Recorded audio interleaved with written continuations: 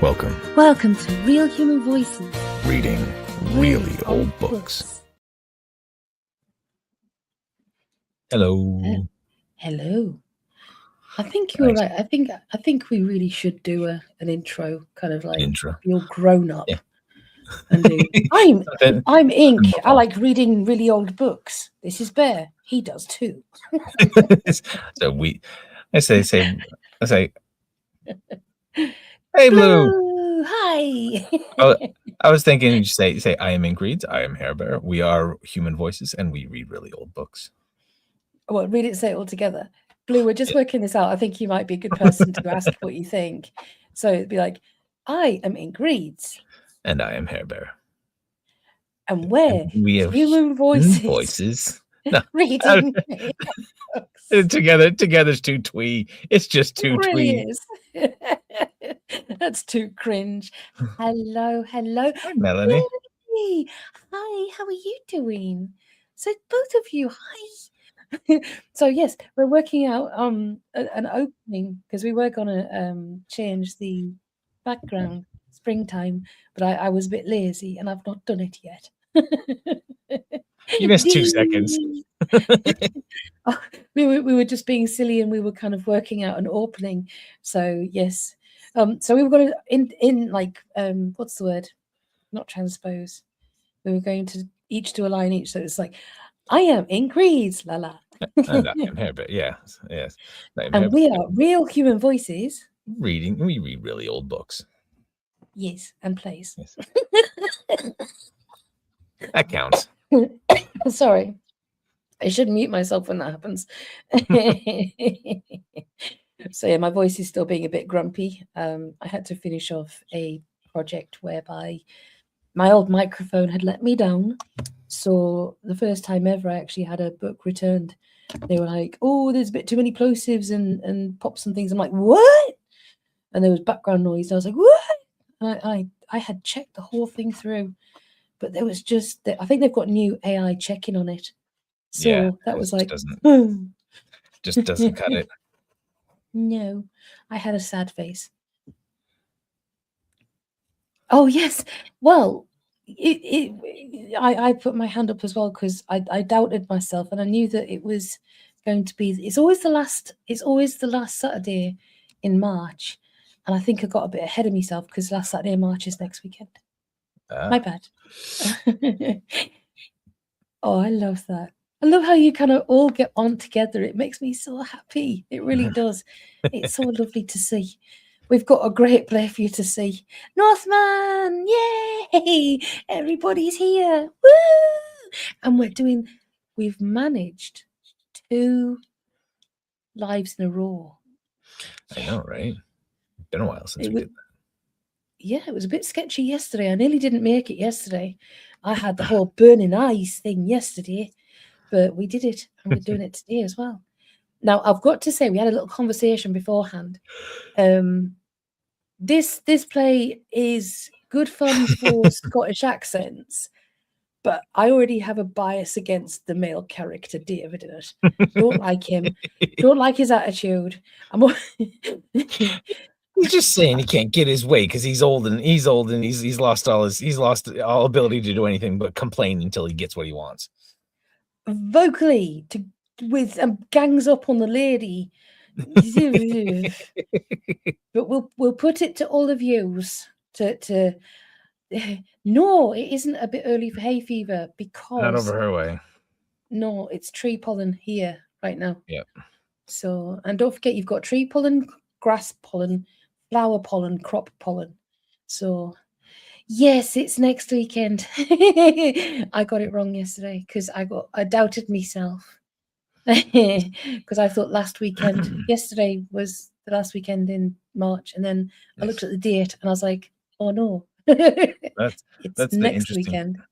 That's the interesting thing about the climate where Ink is, even though she's so much like, I mean, she's like, you're like the 54th parallel, which is, that's like the 50th parallel is halfway through Canada. And even though she's that far north and she's in that proximity with with all of like Scandinavia, which is known for being cold, it's so much warmer there because of the way the ocean affects the climate. It's fascinating. What's the name of that website that you're? Oh, Medeo Blue. Medeo Blue. Yeah, and you look at that and just the way it all swirls around the UK, it's really unique. It is incredible. I'm an absolute weather hound. I'm fascinated by clouds. I'm even a member of the Cloud Appreciation Society in the UK. No joke. I've been a member of that for longer than I care to mention. Now, Such an English concept. It's such an English concept, and the phrase itself is just so English. The Cloud Appreciation Society. Well, I appreciate the clouds. Damn it! Let me see if I can do some. Okay. Now, the thing I really like about Medeo Blue, and I'm actually going to share the screen because I'm a nerd and I don't care because I like the weather. So I'm going to share the screen if you do not mind. I think it'll let me. What am I going to hear? Okay. So here you go. And you can see there's London around here, if you can see my mouse doing the whizzies. And then you can go out and you can see all of this lot here.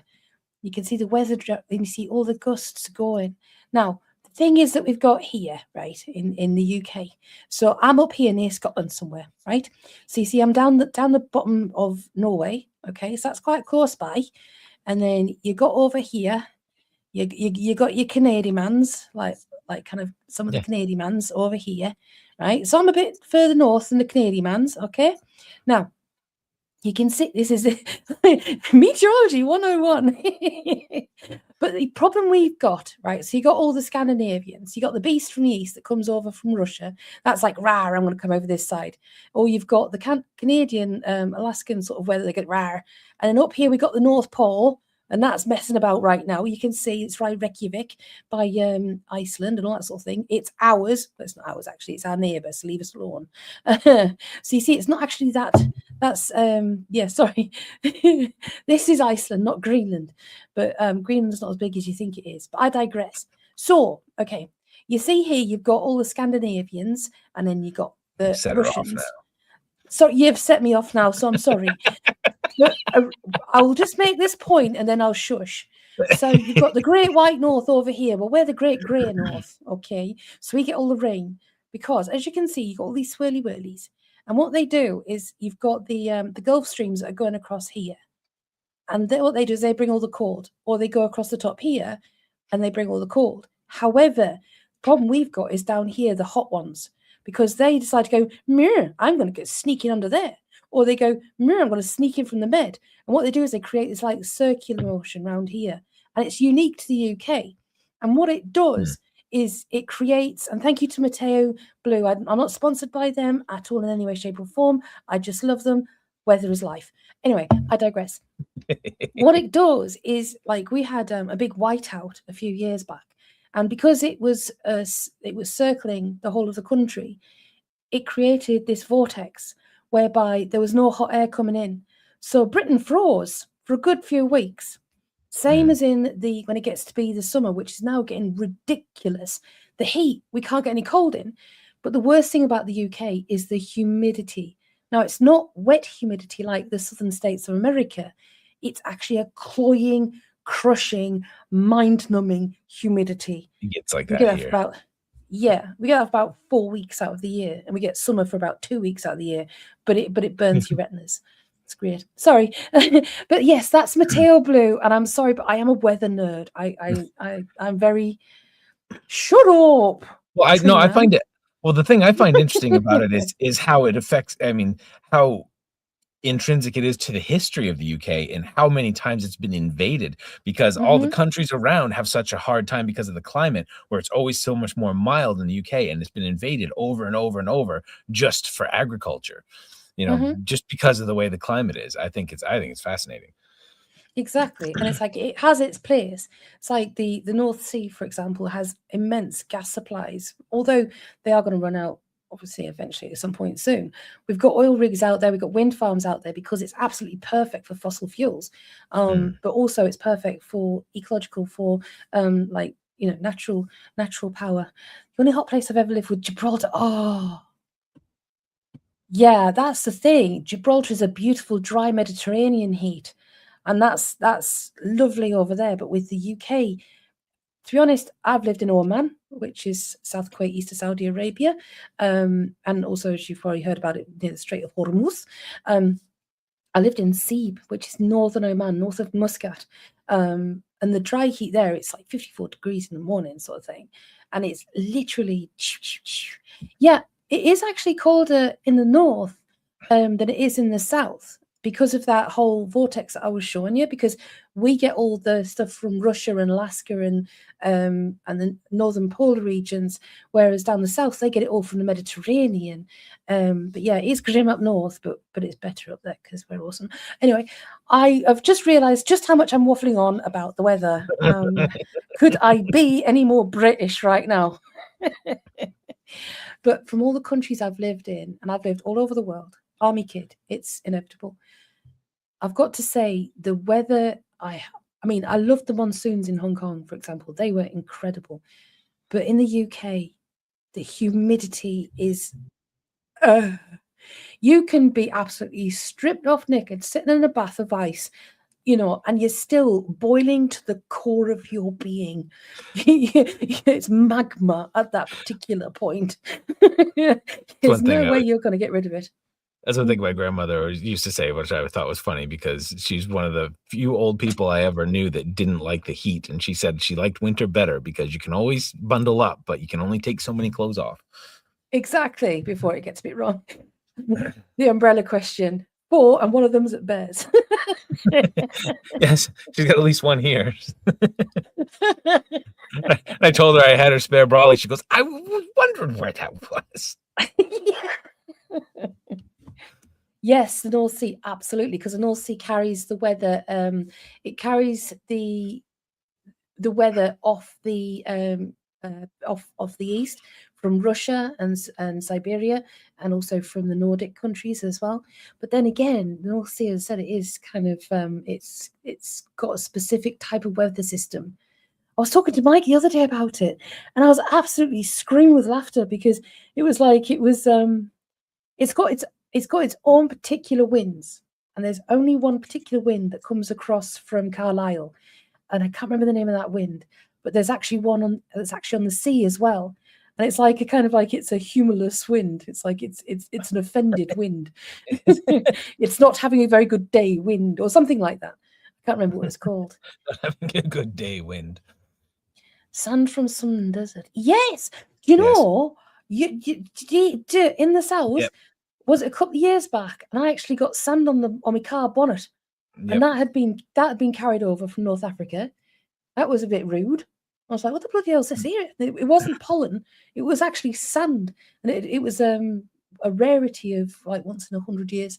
See, now we're all getting into talking about the weather. See, it's not just me, Bear. It's not just me. But if you need any evidence that we're just a bunch of old people sitting around chatting.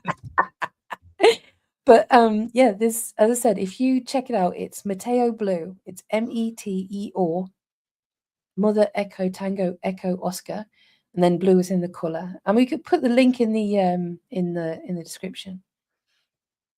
Yes, that's it. The wind in the Lake District is Cumbria. That was it, not Carlisle. Oh my goodness, I have to look, and it's a very specific wind, and it's only that place, and it's the only place in the UK that has a wind named after it. I'm not going to look at that email, right? That Bingate has gone to a whole new level of drama right now. So anyway, right, only unnamed wind in England is dun, da, da, da, da. Come on, Google. The Helm wind is the only named wind in England, a powerful, cold, northeasterly wind, by yeckers, it is that bloody cold, that rushes down the southwest slope of the Crossfell Range in Cumbria. It occurs when winds blow perpendicular to the Pennines, often forming a unique, stationary, and menacing cloud formation known as the Helm Bar. Yes, gusts exceeding 60 and 70. And if you're in Skeggy, you get your car door blown off. Trust me. Right, let's have a look. Does it happen very often down there? What was she called? Sarah Hall. She came to Newcastle to do a talk. Oh, wow! That sounds really fascinating. You're going to have to put a link in there for us. Oh, Northman, if you get a chance, in Durham Cathedral, they are going to be doing a recitation of anime music, orchestral recitation of anime music. Wow. It looks amazing. And I was like, oh, I wish I could go to that. I don't think I'll be able to because it's like £40 a ticket. In Durham Cathedral, yeah. Exactly. And I think California as well. The weather you've had over there. California doesn't have weather. Well, no, California has weather. California doesn't have seasons. California's had a bit of rotten weather recently in the last couple of years. Fires. Yeah. Well, that's where it stops. Let's see. What's Bath is in the place or Bath is in a bath? Because if you go to Bath, you have to say Bath because it's very posh in Bath. It's Bath. In Bath. Yes, Northman. Seriously, check it out. It's Durham Cathedral and it's orchestral anime. There's a Bath in New Hampshire, actually. Yeah? I think. Oh, yeah. We have a Bath. Only it's got a covered bridge. Stop showing off. Yes, it is Hayao Miyazaki's Dreams by Mystery Ensemble. Friday, 1st of May, 2026, 7:30 p.m. at Durham Cathedral. I saw it advertised today. I was like, ooh. So it's, gonna do Kiki's Delivery Service, My Neighbor Totoro, Spirited Away, Howl's Moving Castle, Legend of Ashitaka from Princess Mononoke. Oh, wow. That's one that you like. Castle in the Sky, Valley of the Wind, Spirited Away, and so basically, sorry, I'll share that one again as well because I'm just being daft. We will get on to doing something here. There you go. You're Geordie by proxy, D. There you go. That's why you're awesome. You're another person that's awesome for it. We're gonna stop that one, and we're gonna see if we can find. Sorry, my cat is on my shoulder and snoring. Please excuse. Okay. Ink and I were watching the Aardman Studios. What is it? What is that called? I keep forgetting the name. Where it's just a bunch of people. They just have a bunch of people from England talking, and they voice Creature over Comforts. Creature Comforts. And there was the one guy. He said he's talking about is a guy with a Geordie accent, and he's talking about his son that has diabetes. So I said to him, I said I take his diabetes and he could have my Geordie accent. He said he'd rather have the diabetes. That was a good one. Here you go, Northman, in case you wanted. So it's Hayao Miyazaki's Dreams by Mystery Ensemble. And that's just, if you go to the Durham Cathedral website, it's on there. Here we go. I'll just take that off. Sorry, I'm another nerd out. Right, we will get to a point of reading something at some point. So please excuse. Thank you all for being lovely. Blue, yes, you've probably had the worst of the weather effects recently with the fires, and I hope you weren't affected by that because that was a bit horrible. Yes, but all props to everyone from there. Right, I love that everybody's talking. That makes me happy. I like to see that. I really do. Mr. Bill, what do you think? I think so. I would have a drink, but I can't have a drink because I have cat. Hey, every family history is weird, and that's why we like them. So, you're more than welcome to spill it anytime. Right then. Joe, I've got the bonk. Oh, there you go. Sorry. It's a bit bigger for Blue, so Blue, you should be able to see that a bit better. There. Yes, I know something, Blue. If I can get there and film it, I will. But I'm not sure if I can on the 1st of May. That's a bit of a difficult day to do. But they might put it on YouTube maybe. But of course, if they do, I'll put the link in the post section of my channel because I won't be able to play the music, but I'll be able to link to it. So I was going to say there's likely to be a stream of it somewhere. Exactly, like the stream of BTS yesterday. Whee! So, yes. Title? Hold on a minute. The title, which title? Title of which one? The concert title? Or the title of this one?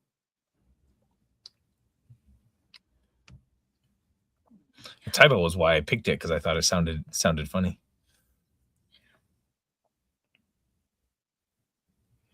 Yeah, there you go. Oh, there yeah. you go. I don't normally watch Amazon Prime at all, ever, until I saw the last one laughing. What did we see that on? Was it there was clips Prime, of it. I think you were watching it on Prime. Yeah, we were watching it on Prime, but we saw it previously. There was clips of it somewhere. Oh, I couldn't. I And it was say. Bob Mortimer on it, and we were like, "Bah, that's so funny." I think it Yeah. must have been bimbling about on YouTube and seeing it clips of it on there. But yes, title of this it's one, oh yeah, the philosopher of butter begins. Hi. I think the guy, I don't know who Harold Chapin is, but I'm sure he's not Scottish, because the terminology, the vernacular in here is literal, deep, like more Aberdeen Scottish than anything I would imagine. Yeah. And it's heavy Scottish. But yes, I'll have to find out who this person was. Right. But so I'm going to let Bear say the title so I don't go, nah. The philosopher of butter begins. Yes. But there was, so where is it? Never mind. Anyhow, so the setup for it was that was basically so David's the father. He's the old man. Lizzie is his daughter, and John is Lizzie's husband, and Alexander is their boy, and Lizzie is in an argument with David. So let me start off there. Is she ever? So David says, "Oh, but Lizzie, it's no use, Feather. I'm not going to get into the weighing. You've been telling your stories to him night after night for dear knows how long, and he's getting to expect them." Why should he not expect them?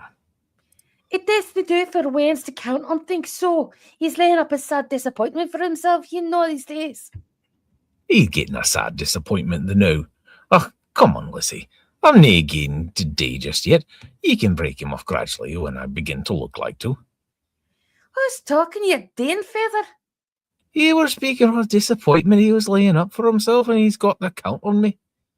I wasn't thinking of you, Dane, Feather. Only, it's not good for a Ben. Where's the harm in you giving a bit of a story before he gets to his bed? I'm no saying there is any harm in this youngst, Feather, but it's no right to go on night after night with near break. Which way is no right when there's no harm in it? Narrator's note, by the way, Rabsy Nesbitt. That's my inspiration on this one. Who's it? Brits in here, Rabsy Nesbitt. The Brits in here will know his wife is my inspiration for this one. Just saying. Right. I'm not saying there's any harm in this that you see, Feather, but it's not right to go night after night with near break. Which way is there no right if there's no harm in it? It's getting into the weighing. Which way should you not get into him if there's no harm in it? Because it gets him into the habit. But why should he not get into the habit if there's no harm in it? John, no, we don't. John. No, we don't share another screen. You can't see. This what you see is what you get. There's this Terry Wogan. I don't know who Terry Wogan is. Oh my God, yes, he is. Okay, I'm gonna have to look up who Terry Wogan is. No, you're not. We used to have a program on BBC One called Wogan. I mean, Father used to really like it because, well, and he used to be on radio all the time as well. And he had this kind of like, he was Irish, but he had this really gentle voice that he really put on all the time. Still game, nice, but no blue. Literally, it's kind of like we share with you guys what we see. So this is what we have. What? Right, where are we at? I can't even think. I'm reading it right off the. I'm reading it right off the screen that we're showing. Yes, but I've got mine open separately. It's getting into the ween, but wish you know, getting to if there's no harm in it. Yeah, so keep it. Yeah, because it gets into the habit. Yeah, there we go. Okay, John at the table chuckles as he gives him a look, but he meets it not. Really, Feather, you might be away in yourself. You're that persistent. No, Lizzie, I'm no persistent. I'm reasoning with you. You said there was no harm in me telling a bit of a story, and now you say I'm not because you get me into the habit. And what I'm asking you is, where's the harm in you getting a bit of a habit if there's no harm in it? Oh, aye. You can be gay clever, twisting the words in me mouth, but right is right and wrong's wrong for all your cleverness. I'm not being clever, Lizzie. No, the now. I'm just trying to make you see that if you admit there's no harm in a thing, you cannot say there's only harm in it. I'm wanting to tell wee Alexander a bit of a story before he gangs to bed. Oh, woman. John, you'd gain to anybody if they were just persistent enough. You nailed that. You nailed that sound. It's God. Grandparents. Oh, where are your grandparents from? Scottish? From Northland? Sorry. Ugh. I can't find he's an old man, John, and you're a youngin, and Alexander's going to be another, and I'm a lone woman among the lot of you, but I'm no gain to you. After all, Lizzie, there's no harm. Oh, now you've started, haven't you? Harem, you're talking about harem, and I'm talking about right and wrong. You'd see your son grow up a drunken keely and maybe a thief and a murderer, just so long as you can say there was no harm in it. But I couldn't say there was no harm in that, Lizzie, and I wouldn't. Only when there's no harm. I'm lost. Oh, Lizzie. Oh, yeah, there you go. Are you in your bed yet, Alexander? David, standing on the hearth, Hey, watcher. shaking his head more in sorrow than in anger. She's not reasonable, you ken, John. She doesn't argue fair. I'm not complaining of her mither, but it's a wee thing hard that only 12 women I've known to be really chatty and argumentative shouldn't have been just like that. And me that fond of women's society. They're all like it. I wouldn't have go so far as to say that, John. You see, I've only kent they twat to study carefully. And it's no fair to judge the whole sex by just the twat examples. And but it's gay hard. And I was wanting to tell wee Alexander a special fine story of the night. Wheel. Narrator's note, Bez' regret is heavy on this one. Yeah, it takes some doing. I thought it might be a challenge with the way the vernacular is, but it's a slog. And I know the ink can sail through it, but I'm like, okay. You chose it. I'm just like rubbing it in right now. I'm just like, yeah, like if I'm gonna be miserable, so are you. No, it's fine. It's fine. It's essentially the story is going as this. The old man wants to read the grandbaby a story. I think the lady is his daughter, and yes. John is her husband. Basically, John and the old man are kind of like both agreeing with each other. The woman's like glaring on. The baby's yowling his head off.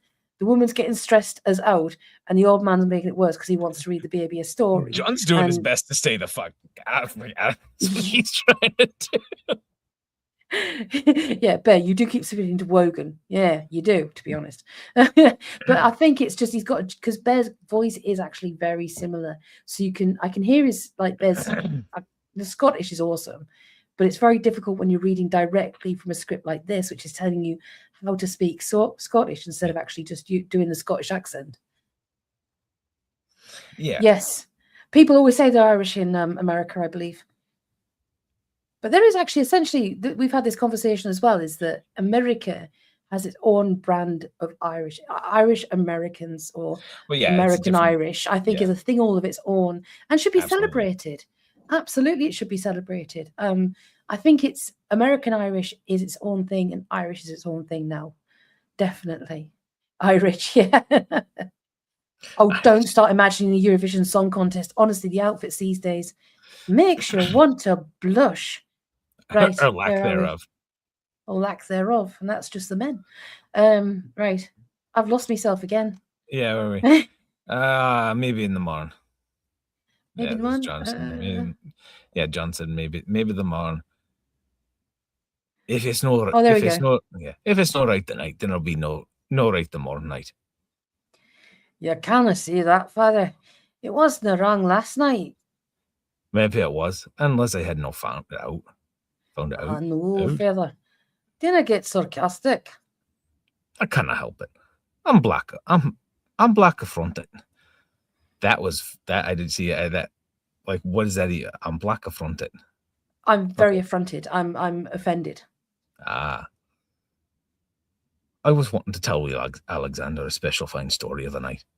And now here's Lizzie with her right and right is wrong is wrong. Ugh, there's no reason in the woman. We has to get into them, no. Aye, that's why. There's a pause. The old man picks up his paper again and settles his glasses on his nose.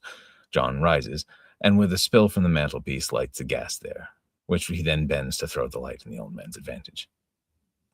Thank you, John. Do you hear him? Who? Wee Alexander. No. Greeting his heart out. Oh, he's no greeting. Liz is with him. I can find Lizzie's with him, but he's greeting for her. He was wanting to hear a story of the Kelpies up across hill with a tram. Ugh. It's getting dark, Ollie. We shouldn't be having tea by the gas. Aye. There never was a female philosopher, you ken, John. Was there no? No. And then there will be. That was very French. No. No. And then there will be. No. See, no. That sounds more your way. No. No. Did I? No. Shut up. But did I? Did I Akers? Did I is like, get Did away. I Akers like, oh, wow, you. Right. Anyway, and there never will be. And there never will be. There's an awful lot of philosophy about women, John. Oh, aye. Oh, aye. That they're unreasonable and you cannot reason with them doing.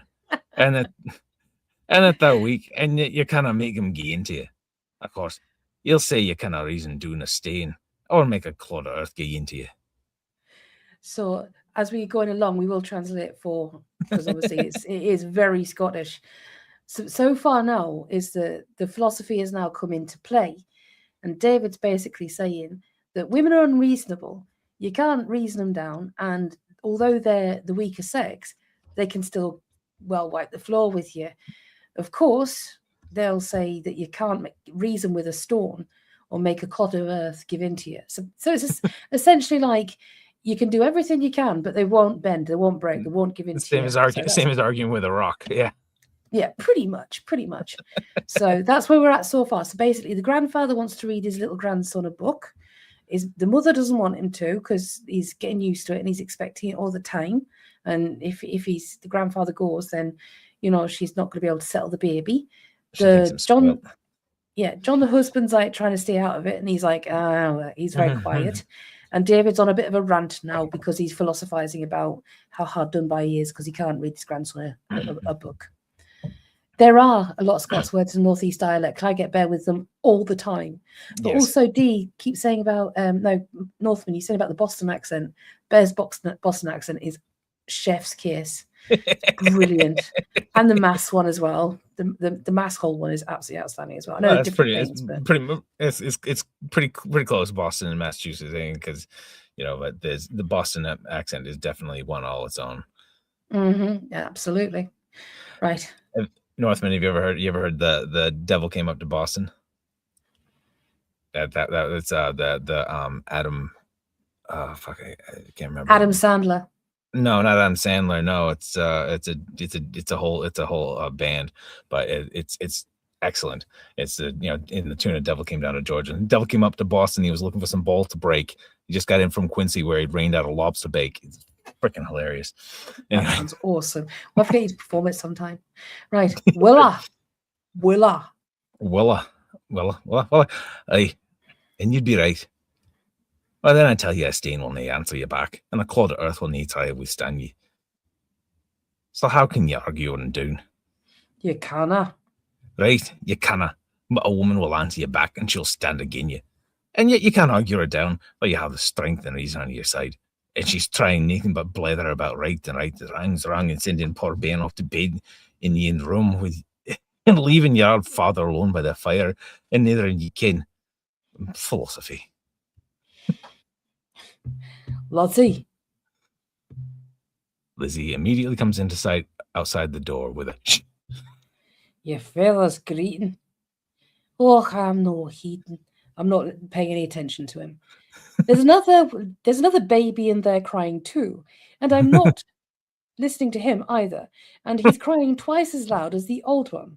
So, oh, I'm no heeding. There's a now ween in there greeting too, and I'm not heeding him neither. And he's greeting twice as loud as the old one. You're heartless woman. No, I'm no heartless, John, but there's too much heart in this family, and someone's got to use their heat. Use their head. Bonk. Use their heed. Use their heat, indeed. David cranes around the side of his chair to catch what they're saying. He stops, and she stops and comes to him kindly, but with a womanly firmness. I'm vexed. You should be disappointed, further. But you see, don't you? A singularly piercing wail from Alexander goes up. Lizzie rushes to silence him. Mercy, the neighbours will think we're murdering him. Murdering? Murder. There's murder with the garter on the borders. Sorry. David, I am Brew. David nodding for a space as he revolves the woman's attitude. You hear that, John? What? She's vexed. I should be disappointed. The woman thinks she's right. Women always think they're right. Maybe it's that they think. Maybe it's that makes them obstinate. She's fair to the neighbour. She's fair to the neighbours, though. A woman of fear. All women are fear of the neighbours. All women are afraid of the neighbours. Poor wee man. I told you he was greeting, John. He's disappointed, fine. Do you ken what I'm thinking, John? What? I'm thinking he's too young to get his own way, and I'm too old. It's a fine thought. Aye. I get that answer, everyone. I get that answer every once in a while too. I say something and it doesn't really deserve much of a comment, and that's what I get from me. Aye. All right. Aye. I never. Not that bad. No. I get that sometimes. So. Yes, sorry, narrators know. I read the Trainspotting books by Irvin Welsh before the film came out. That's exactly what he said earlier. I said, oh, this is a bit tough going. And she said, oh, try reading Trainspotting. Aye, exactly. And it's like, the thing is, if you read Irvin Welsh, one of my favorite authors, his books are phenomenal. They're absolutely fantastic. They were my Pulp Fiction back in the 90s. Very much so. Oh, I remember those days. Anyway, back to the play. If you're not enjoying it, you can say so. This one's a bit hard going, but we'll get through it. We can get Bed to read the Three Musketeers instead if you like. Let's do a vote. I was gonna say we can drop it if you want to drop it. So let's do a vote. We want to continue on, or we want to drop it off. Yeah. So if you want to continue, type yay, and if you want to do Three Musketeers, type 3. Yes, there was. They were fantastic books. And as I said, if you ever get a chance to read them, Irvin Welsh's books are fantastic. They're just brilliant. The whole series is just, they're so dark, but absolutely freaking hilarious. We've got one for Three Musketeers. Yes, both good, but there's actually quite a few more before Pornography by Irvin Welsh. They're just, which isn't actually about said subject. Yay! Oh, it's even Stevens. Oh, 2 for the Three Musketeers. Oh, 3 for the Three Musketeers. All right, I guess I'm dropping this one then. Yeah. 3. Hey, I did say. We did, but we still, at least we're going to give it a try. we're still going to give it a try. Skag Boys. that's very Edinburgh. that's the Leith. That's the Leith side, isn't it? Let me just have a quick double check.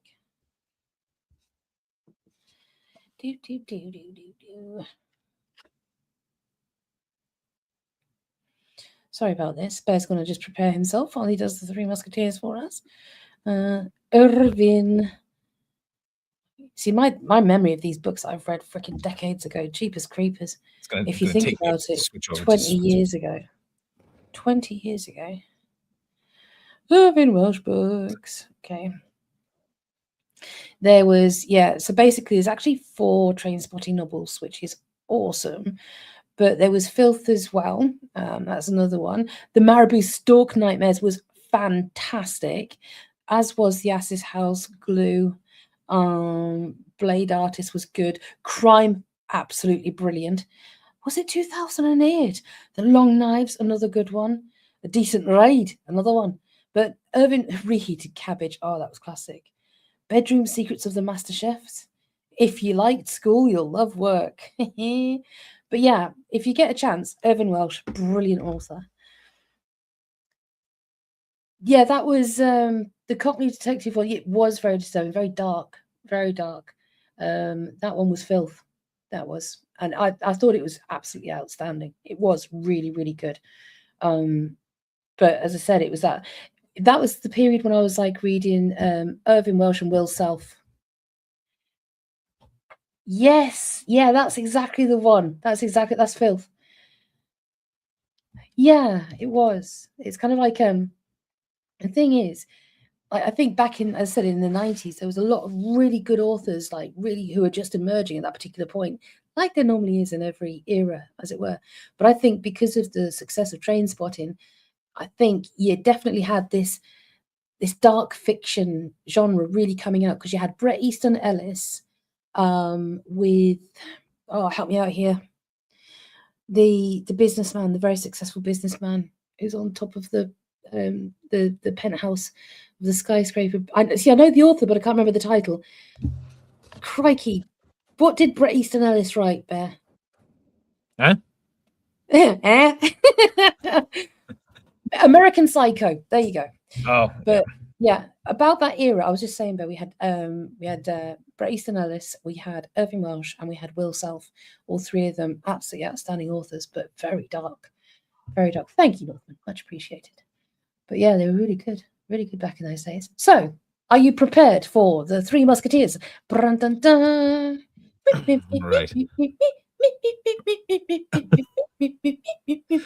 Right.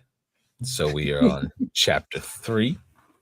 If you recall, D'Artagnan was speaking to, who is it? Monsieur de Treville, the captain of the guard, and saw out the window the man who had robbed him, and rushed out the window to confront him. So we are on chapter 3, D'Artagnan and the Musketeers.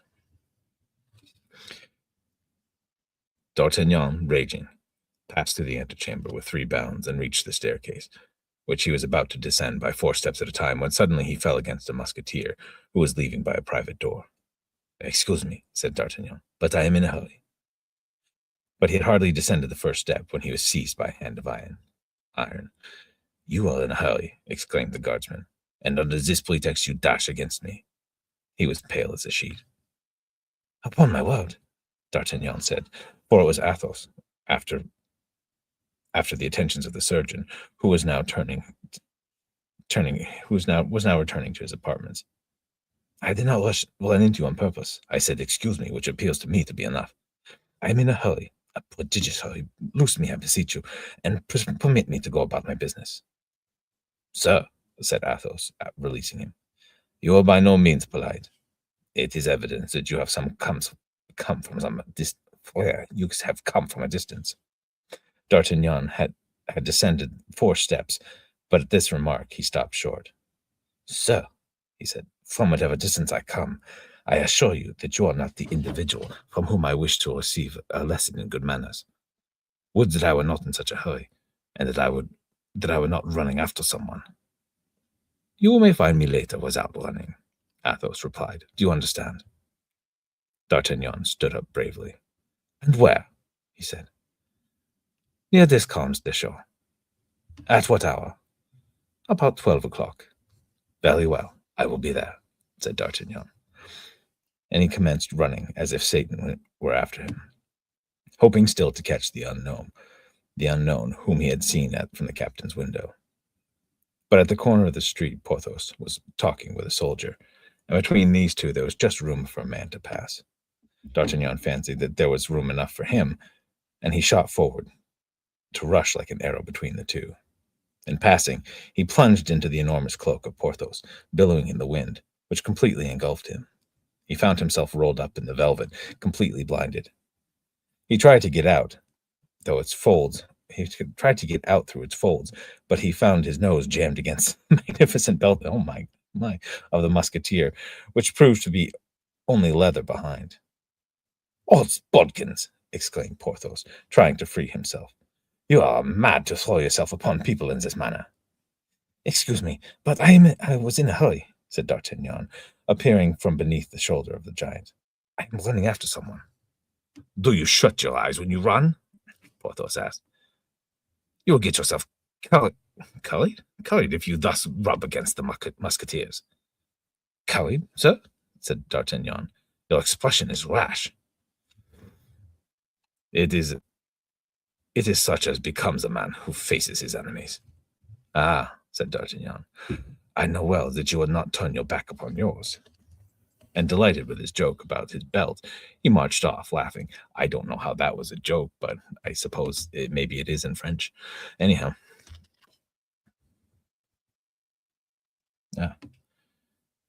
Foaming with anger, Porthos was about to follow him when D'Artagnan cried out, By and by, when you are quit of your cloak."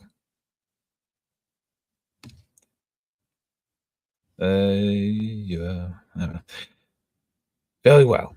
At 1 o'clock," answered D'Artagnan as he turned the corner. Okay. But nowhere could he see the stranger. Slowly as he had been walking, he had disappeared. I'm having a rough time of it tonight. I don't know if you noticed. Just a smidge. You all right to carry on? Yeah, I'm all right. D'Artagnan inquired after him of everyone he met, and he even went down to the ferry, but no one in the least like the robber could be seen.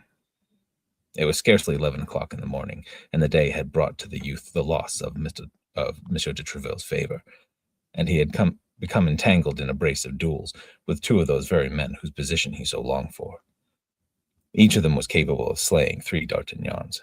The state of his affairs was desperate. "What a harebrained fellow I am! What a booby! What a booby!" he thought. "I shall not need to worry about Porthos, but I will surely be killed by Athos." As D'Artagnan walked on, thinking thus, he suddenly perceived Aramis. It is Aramis, yes? Mm-hmm. We perceived Aramis talking with 3 gentlemen of the king's guard. He also saw that Aramis had dropped his handkerchief and had put his foot upon it. D'Artagnan stooped down, drew the handkerchief out from under the musketeer's foot, and presented it to Aramis with his most graceful manner, saying, "I believe, sirs, this is your handkerchief that you would be sorry to lose." The handkerchief was, in fact, richly embroidered. Aramis blushed deeply, snatched it from the hands of D'Artagnan. "Ha ha!" laughed one of the guards. "Some gracious lady has considered to lend you her handkerchief." Aramis threw a glance at D'Artagnan to make him understand that he had gained a mortal enemy, and he drew from his pocket his own handkerchief, a very handsome one of fine embroidery, in a day when cambric was dear. But it was without embroidery, adorned only with a simple initial of the owner. "You mistake, comrades," he said. Soon afterward, the conversation ceased, and the friends separated, the guardsman going his own way, and Aramis the other. "Now this is my opportunity to make peace with this brave man," D'Artagnan thought. "I hope, sir, that you will excuse me," he said, addressing Aramis. "Why did you perpetrate such a rustic gesture to give me that handkerchief?" Aramis demanded. "No one walks on pocket handkerchiefs without a reason for doing so. Zounds, sir, palace is not paved with cambric. Why did you let it drop from your pocket? I declare that this handkerchief did not come from my pocket. Well then, you have twice lied, for I myself saw it fall from your pocket. They were now opposite the Hotel de Aguillon. Sure, Aguillon? Aguillon? Full of the cardinal's creatures. It occurred to the infuriated Aramis that perhaps his eminence had sent the youth to trap him into some intrigue, and so secure his head. I must teach you better manners, young Gascon, he said. Draw, please, instantly, responded D'Artagnan bravely. Not here, replied Aramis. I prefer to kill you in a retired and secret spot. At 2 o'clock I shall have the honor of meeting you at Monsieur de Trouville's, where I will conduct you to a convenient place for our duel.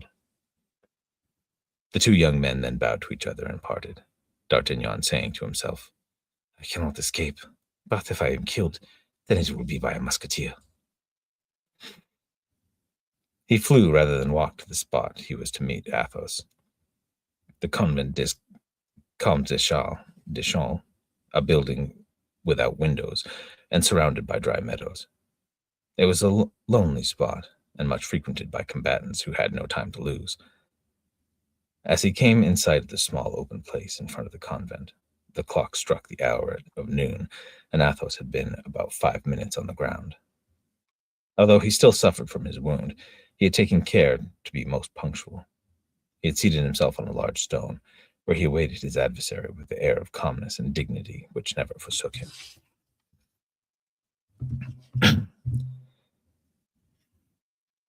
I expect 2 friends, he said.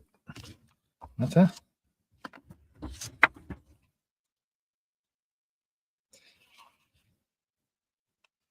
Who said? Jesus.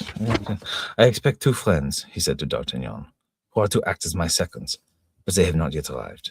It is not their custom to be late. I have no second, sir, D'Artagnan said. I have only arrived in Paris yesterday, and know no one but Monsieur de Trouville. If I kill you, Athos said half to himself, I shall require a reputation of a child murderer. Not quite so, sir, replied D'Artagnan, for you do me the honor to draw your sword against me while suffering with a grievous wound. Would you permit me? He hesitated timidly. To do what, sir? I have a salve which my mother gave me, the virtues of which I have tried upon myself. And what of it? Continued Athos. Why, sir, I am certain that in 3 days this salve will cure you, and at the end of that time it would be a great honor for me to meet you. My faith, exclaimed Athos, that this is an offer that savors of the perfect gentleman. Not that I would think of accepting it. These lazy fellows, why do they not come? As he spoke, the gigantic form of Porthos was seen coming toward him. Behind him was Aramis. As they approached, shook hands with Athos, and then looked at D'Artagnan in astonishment. It is with this gentleman as I am about to fight, Athos said, pointing to D'Artagnan. And I am also going to fight him, said Porthos. And I also, it is with him that I am going to fight, said Aramis. D'Artagnan alone was not perturbed by the unexpected meeting. Now that you have all arrived, gentlemen, he said, I wish to make my apologies, because it is improbable that I shall be able to pay my debt to all 3. And now, en garde. And with the most gallant and reckless courage, he drew his sword. His blood was fairly roused, and at that moment he would have drawn his sword as recklessly against all the musketeers in the kingdom as these 3. But the two rapiers had scarcely met when a company of the cardinal's soldiers appeared at the corner of the convent. Hallo, musketeers! What, fighting here? Called the captain. It is against the edict. Put up your swords and follow me. Sir, said Aramis, it is dependent on ourselves. We should accept your polite invitation with such pleasure, but unfortunately, it is impossible. Move on, therefore. It is the wisest thing you can do. This mockery exasperated the captain. If you disobey, we will charge you, he said. There are 5, said Athos in a low voice, and we have only 3. He hesitated a moment. This moment was enough for D'Artagnan. It was one of those moments which decide the whole of a man's future life. It was a choice between the king and the cardinal. To fight was to disobey the law, to risk his head, and to make an enemy of a minister as powerful as the king himself. But he did not hesitate a second. "Gentlemen," D'Artagnan said, "you must allow me to correct one thing you have said. You affirmed that you are but three, but it appears to me that there are four of us." "But you are not one of us," Porthos said. "True," replied D'Artagnan. "I have not the uniform, but I have the heart and soul of a musketeer. I feel it, sir, and it impels me, as it were, by force." "You are a brave lad," said Athos, pressing the young man's hand. "We were about to have the honor of charging you," said Aramis, to the leader of the cardinal's guards. The 9 combatants rushed upon each other with fury. As for D'Artagnan, he found himself contending with the captain himself. The Gascon fought with the fury of an enraged tiger, turning round his adversary, and every moment charging his guard in position. The man was a skilled swordsman, and found it difficult to defend himself from this youth, his heart fearless and eager. At last the struggle was brought to an end by the captain's own temper. Furious at being thus held at bay by a mere boy, he became less cautious. Eager to kill D'Artagnan, he made a tremendous lunge, but the youth parried the thrust. The man had lost ground, and as he was recovering his position, D'Artagnan, gilded like a serpent under his sword, passed his own blade through his body, and the captain fell heavily. D'Artagnan now cast a rapid glance over the field of battle. Aramis had already killed one of his adversaries, and the other pressed him sharply. But he was in good trim and could defend himself. Porthos and his opponent, both wounded, fought all the more fiercely. Athos, wounded afresh and very pale, still did not yield an inch. He merely changed his hands and fought with his left. He would have died sooner than call for assistance, but D'Artagnan, seeing his need for support, with a single bound, fell upon his adversary. "Turn, Sir Guardsman, or you die," he cried, at the same time depriving him of his sword. There was only one out of the 5 left at last, himself a Gascon by birth and a brave man. Leaping suddenly backward, he broke his blade over his knee in order that he might not have to give it up, and then crossing his knees, whistled a cardinalist air. I have no idea what that means. Bravery is always respected, even in an enemy. The musketeers saluted him with their swords, and then returned them to the scabbards. D'Artagnan did the same, and then they assisted the 3 wounded men to the porch of the convent. The other was dead. Then they rang the bell, and carrying away 4 of the 5 swords, they set off, intoxicated with joy, toward the hotel of M. de Treville. They proceeded arm in arm, occupying the whole width of the street, and as they accosted every other musketeer that they met, the march soon became a triumphal procession. D'Artagnan's heart was in delirium of exultation as he marched between Athos and Porthos. "If I am not yet a musketeer," he said, "I am at least received as an apprentice. Is that not so?" That's chapter 3. Yay! My goodness gracious. That's Making so heavy good. weather of it there for a bit. Well, it's that time of the year. I think there's a little bit of allergies going on or something. So, Yeah. But all is good, all is gravy, and all is fantastic. So, my lovely beans, I think it's that time because I'm shattered. Yes. And I'm so grateful for you all being here. And Thank you, everyone, next for week, coming. Next week we'll see if we can do some different comedies, or maybe even, I think what might be good as well is if we do another, like we did The Importance of Being in Earnest. That was really good fun as well. Yeah. So we can do like Three Musketeers and a play like Importance of Being in Earnest, like something like that we can serialize. That would be good fun to do. Yes. Absolutely. Yes. We'll think about it. We'll see how we get on with it. But as ever, thank you everybody for being here. We appreciate you very, very much. And have a wonderful evening. Yes. Have a wonderful evening and good night from me. Night all. Night.